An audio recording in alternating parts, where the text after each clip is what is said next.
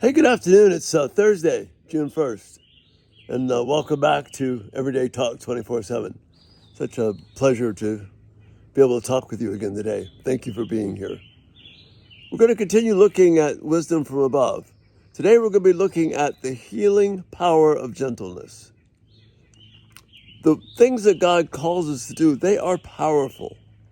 We sometimes think that they're passive or they're not strong or they're letting somebody off easy. But if we're using the weapons that God gives us, these are powerful weapons meant to destroy evil. And that's how we should think of them. And gentleness is not something we typically think about as a weapon of energy and power, but it is. And we're going to take another look at it today because that's what we find in Wisdom from Above. But remember, James is part of the Bible's wisdom literature. It's the New Testament wisdom book. And wisdom is the skill of applying the truth of Scripture to everyday life. Wisdom is the skill. It's a skill that we can learn. It's not a matter of how smart we are or how well we talk or any of that. But it's a skill of applying the truth of Scripture to everyday life situations. So this wisdom from above, gentleness, that's a skill that we can learn. We see gentleness run throughout the Scriptures as a powerful weapon to do good. Proverbs 15:1. We're going to look at Proverbs 15:1-4 in just a moment. But Proverbs 15:1 says, "A gentle answer turns away wrath." That's power. When someone is angry or there's a situation or there's been hurt or you've hurt someone or you're trying to reconcile, what you want is the power of gentleness. When someone is angry with you, 2 Timothy 2 verse 25 says, "Gently instruct those who oppose you." And that applies to whether you're a church leader or a parent or just trying to deal with everyday life and the struggles that we have. Galatians 5:22, gentleness is another fruit of the Spirit, another one of the Spirit's aspects of his fruit. Peace was, we talked about that yesterday, now we're looking at gentleness. That's Galatians 5:22. And then Matthew 11, verses 28-30, we see that gentleness is the way that Jesus deals with you and me, because he calls us to trust him, because he's gentle and humble of heart. So that's a pretty good background of what wisdom, the wisdom of gentleness accomplishes for us. But let's look at it in detail.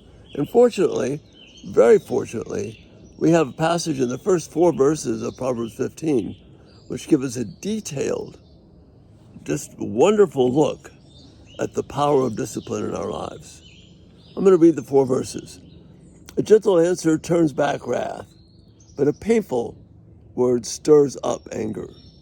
The tongue of the wise adorns knowledge, but the mouth of the fools gushes forth folly. The eyes of the Lord are everywhere, in every place, watching diligently evil people and good people." And then verse 4, "The soothing tongue is a tree of life, but the perversity in that tongue, it fractures the spirit." And that's just what we read in the first 13 verses of James 3 about the tongue is capable of such great, beautiful healing, but then capable of mass destruction.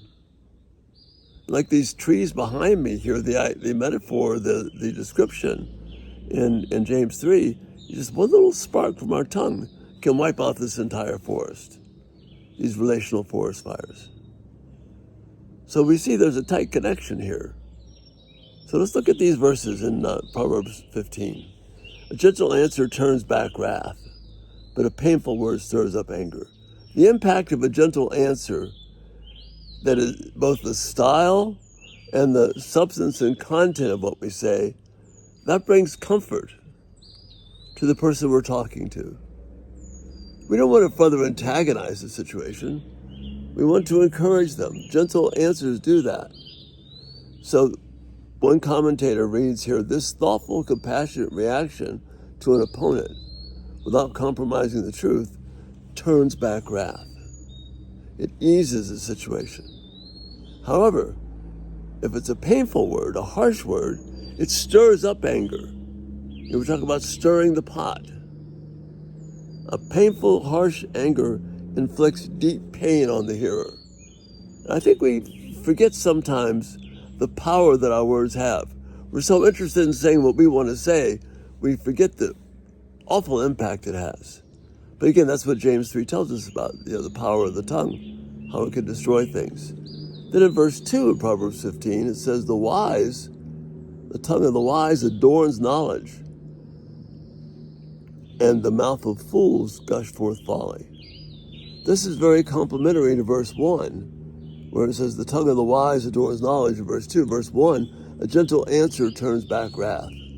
So this tongue of the wise makes knowledge attractive. Very similar to Proverbs 16, pleasant answer, pleasant words promote instruction. That's what we want here. That's what Solomon is telling us. But if you're not giving careful thought to your words, if you're not focusing on this fruit and this wisdom tool of gentleness, we're not going to think, we're just going to gush forth all kinds of garbage. And when you and I get in arguments, isn't that what we do? We gush forth garbage.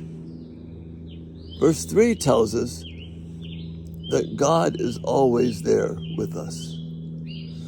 The eyes of the Lord are in every place, watching carefully, vigilantly, both the evil and the good. So God's always there with us, and we've talked about that, the whole issue of self-talk, and God is always there, is always a part of every conversation. So this encourages us. And then verse 4 is a restatement of verse 1, but it's the same idea. The soothing tongue is a tree of life, but the perversity in that tongue crushes, fractures the spirit. So this tree of life describes for us the healing power of gentleness. The soothing tongue, how it can restore hurt where crushed words and anger have fractured relationships and fractured the spirit. By deploying gentleness in this way, you can bring healing. When you think everything is lost, when you think that this relationship is beyond repair, God calls us to gentleness. Yes, there are times when we have to be firm and we have to be strong, but we always want to be marked by gentleness. That's a huge, huge obligation that we have. We want to be gentle. Even if we have to call out someone for bad behavior, we want to be gentle.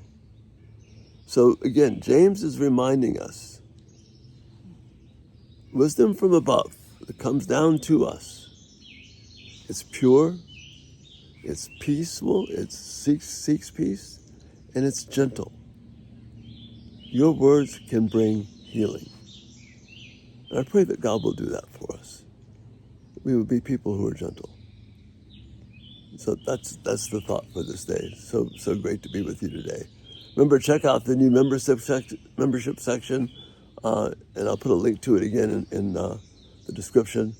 But it's such a blessing to be with you, and Lord willing, we'll see you tomorrow. Have a great day.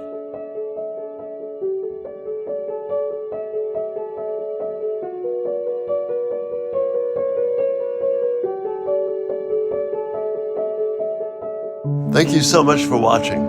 It is such a huge encouragement.